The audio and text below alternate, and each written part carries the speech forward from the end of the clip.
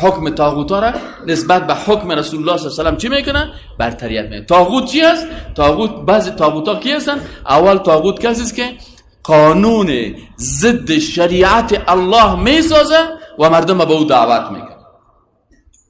بنابراین تمام قوانین، چی کمونیسم است، چی سوسیالیسم است، چی دموکراسی است، اینا کل از اینا یا در جمله طواغیت هست. و قرآن میگه فمن یکفر بالطاغوت، اول باید به دموکراسی کافر شوی. چرا به دموکراسی من کافر هستم؟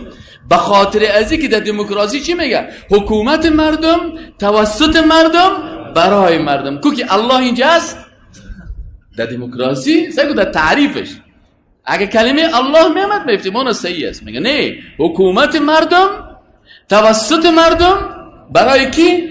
برای مردم. یعنی حکومت هم مردم میسازن، قانونش هم مردم میسازن، تطبیق هم مردم میکنن. بنابراین اینجا این حکم طاغوت است. بسیاری کسا فکر میکنن که والا دموکراسی خو چی هست؟ دموکراسی انتخابات سیاستی است. نه برادر، دموکراسی فکر است، اندیشه است، به اساس یک عقیده پیش میره.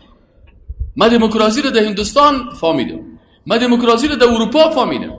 در هندوستان رفتیم، کل استادای پانتون از 20 نفر استاد. یک استاد ما کسایی که در حوزه علوم اجتماعی هستن، پوهان صاحب زدران هم میشناسن. پوهان زدران ما که در مجلس رفتیم، رئیس امو پانتون چیز بود، اندراگاندی اینستیتوتش، اونجا ما رفتیم 20 روزه سمینار اقتصاد داشتیم، می‌خواستیم اقتصاد کپیتالیستی رو بفهمیم.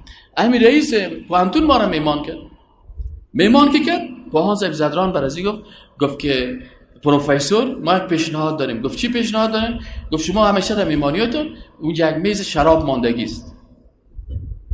گفت ما مسلمان هستیم، برای ما شراب نمان. او در یک کلمه گفت پروفسور، او جواب از گفت پروفسورا اینجا نظام دموکراسی است. دموکراسی ما شراب حلال گفتن، بناهن ما شراب میاریم سر میز میمانیم. ای که تو نمیخوانی this is your business. We believe on democracy. از این خاطر دموکراسی، کپیتالیسم، سوسیالیسم، داروینیسم یا کلش در جمله چی میه؟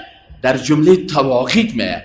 کسی که میگه که دموکراسی از شریعت رسول الله که بهتر است، ای چی میشه؟ ای از ایمانش ناقص میشه. بازی نخورید. اصطلاحات غربی را که از خارج میه، این از زبان منافقای افغانستان یاد نگیرید، از زبان کافر اصلی یاد بگی. در اروپا چرا کافر هم دروغ نمیگه، مسلمان هم دروغ نمیگه، منافق دروغ میگه. کافر ما در اروپا رفتیم، مثلا در اروپا میری برش یک مشروب، برات یک چیز میخری، پرسانش میگیری که در بین از این مشروب is there some alcohol؟ بس میگه yes 3% alcohol. دروغ نمیگه، بله 3% الکل است. پرسانش کنی که do you drink alcohol؟ میگه yes. دروغ نمیگه، میگه بله من شراب میخورم. اما منافق شراب میخوره، با صبح دان خود پود میگیره، میگه روزادار هستم. از نیستم تو دمی لیلی من معاصرین ندیدیم، برای ما میگه استاد روزادار هستم. ما که تیر میشیم از این دالیزش سهل بکنیم که روزه خور، در اون بین همون صندوق که هست نه، در اونجا همون نانای خشک ماندگی است، خشک. بازی کاکاگه کاملا نسوار خام سرش تف کردن، بازی محصل روزه خور میونه همون نان نسوار تف کردگی رو میخوره. و باز منافق میگه من سب روزه دار هستم. میگه هی گفتم قوارید به روزه دار نمیمانم. متوجه است؟ چرا منافق دروغ میگه؟ کافر هم دروغ نمیگه، مسلمان هم دروغ نمیگه.